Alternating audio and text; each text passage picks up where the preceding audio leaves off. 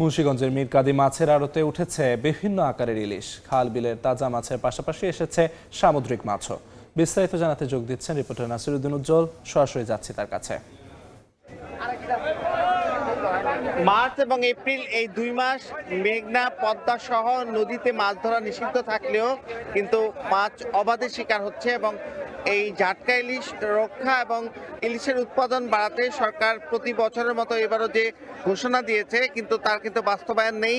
আপনারা দেখছেন যে বাজারে কিন্তু এই ইলিশ সহ অন্যান্য নদীর সব রকম মাছই পাওয়া যাচ্ছে এবং তারা বলছেন যে এই যে অভিযানের ঘোষণা দিয়েছে কিন্তু বাস্তবায়নের ক্ষেত্রে জেলা এবং উপজেলা পর্যায়ে মৎস্য কর্মকর্তাদের যে তৎপরতা সেগুলো কিন্তু চোখে পড়ে না এবং সে কারণে কিন্তু স্থানীয় জেলেরা কিন্তু অন্যান্য সময়ের মতো মাছ শিকারে স্বাভাবিক সময় পার করছেন এবং আপনারা দেখছেন যে ইলিশের যে পসরা এবং সেখানে কিন্তু এই ইলিশের যে দর সেটি অনেক বেড়ে গেছে।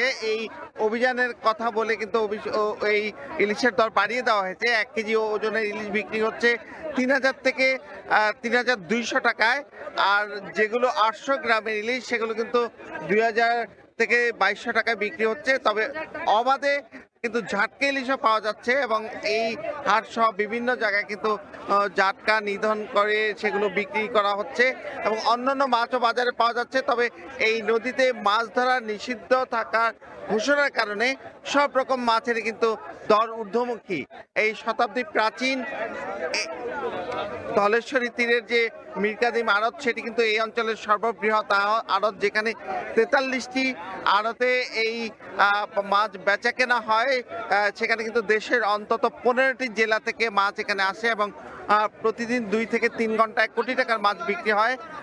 এই আড়তকে ঘিরে যে এখানে মাছ বেচা বিক্রির যে একটা বিশাল কর্মযজ্ঞ, সেখানে কিন্তু এই মৎস্য অফিসের যে তৎপরতা সেগুলো চোখে পড়ে না এবং ছুটির দিন ঘিরে যে উপচে পড়া ভিড় এবং ঈদের পরে যে একটা ঢিলেঢালা অবস্থা ছিল কিন্তু আজকে কিন্তু দেখা যাচ্ছে যে প্রচুর ক্রেতা বিক্রেতা এখানে কিন্তু বিভিন্ন অঞ্চল থেকে পাইকাররা এসছেন পাইকারি দরে মাছ কিনতে। সঙ্গে কিন্তু অনেক শৌখিন ক্রেতারাও এসছেন, তারা কিন্তু মাছ কিনছেন এবং এই চৈত্রের যে ভোরে একেবারে আজানের পরপর থেকে কিন্তু বেচা কেনার ধুম পড়ে গেছে এবং এখানকার যে এই হাটটি রয়েছে খোলা আকাশের নিচে, এই হাটের পাশে কিন্তু মীরকাদিম বন্দরের লঞ্চ ঘাট, সেখানে কিন্তু এখনো লঞ্চ ভিড়তে পারছে না এবং তারা বলছে যে নাব্য সংকটের কারণে একটু সমস্যা হচ্ছে। একই সঙ্গে এই হাটটিতে প্রবেশের যে পথ সেটি সরু এবং